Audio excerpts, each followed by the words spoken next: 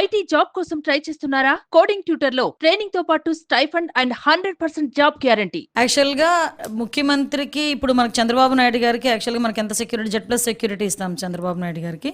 At the same time ఈ రోజు అతగాడికి ఇంతకు ముందు 960 మంది 980 మంది ఇంచుమించుగా పోలీస్ డిపార్ట్మెంట్ వాళ్ళు పనిచేసేవారు.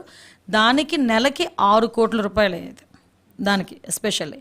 సో 5 సంవత్సరాలకి ఎంత అయింది అన్నది మీరు చూసుకోవచ్చు. కానీ ఏ రోజు కూడా అంటే అది కాక ఇంకా 53 లక్షలు వెచ్చించి దగ్గర ఇంకో 50 మందినో 60 మందినో ఆయనకు మళ్ళీ సేఫ్టీ కింద కొంచెం పెట్టుకోవడం, ఇవన్నీ ఆలోచిస్తే ఏంటంటే కొంతమందికి పబ్లిసిటీ పిచ్చి, కొంతమందికి అదేదో అంటారు కదా అధికార పిచ్చి ఒకటి ఉంటుంది. అంటే దర్పం, అధికార పిచ్చి కూడా కదా, నన్ను అధికార దర్పం అంటారు. ఆ అధికార దర్పంతో నాది కాదులే సొమ్ము అనుకొని ప్రజల సొమ్మే కదా అని ఉద్దేశంతో ఆయన చేయించుకునే పరిస్థితులు ఇవన్నీ కూడా. కాబట్టి అటువంటి వాటిలో ఏమీ జరిగే ప్రసక్తి లేదు. ఇప్పుడు కూడా మేము చాలా క్లియర్గా ఏం చెప్తున్నామంటే ఆయన ఏదైతే ఏదో కోర్టుకి వెళ్తారో లేకపోతే ఎక్కడైనా వేస్తారు, హైకోర్టుకి వెళ్తారు, ఏదైనా వేస్తారు. కానీ ఈ రోజుకి కూడా ఆయన ప్రతిపక్ష నాయకుడు కాకపోయినా ఎక్స్ సీఎం కాబట్టి అతనికి ఇవ్వాల్సిన Z+ సెక్యూరిటీ అతనికి ఇస్తున్నాం. దానికి ఎస్పెషల్లీగా దగ్గర 40 లక్షల నుంచి 50 లక్షలు ఖర్చు అవుతుంది. అతనికే కాకుండా వాళ్ళ మదర్కి కూడా 2+2 సెక్యూరిటీ. జగన్మోహన్ రెడ్డి సీఎంగా ఉండేటప్పుడు విజయమ్మ గారికి 1+1 సెక్యూరిటీయే.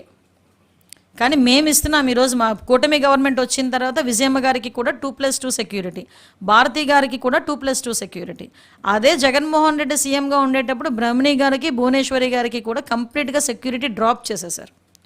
కానీ మేము ఈరోజు అలా కక్ష సాధింపు చర్యల కింద మేము వెళ్ళట్లే, యాజ్ పర్ రూల్ వెళ్తున్నాం. వాళ్ళకి ఇవ్వాలి కాబట్టి మేము ఇస్తున్నాం. ఇందులో అసలు కాంట్రవర్సీ లేదు, కావాలని అతను పెట్టుకోవడం తప్పించి.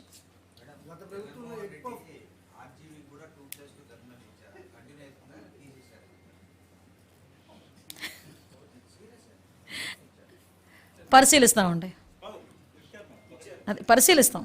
ఓకే, అంటే ఎగ్ పవర్లకి 3 కోట్లు అవుతుంది, ఎలకలకి కూడా 3 కోట్లు అవుతుంది, అని చాలా ఉంటాయి. అది చూపిస్తే ఏం చేస్తారంటే దమ్ముంటే అలా కాదబ్బా, అది కాదండి. మేమేమంటామంటే చాలా చూపించాము, 36 హత్యలు జరిగినాయి అని అక్కడికెక్కడికో వెళ్ళి కూర్చొని వాక్కొని వచ్చాడు ఆయన. ఢిల్లీ వెళ్ళి కూర్చొని 36 హత్యలు అన్నాడు.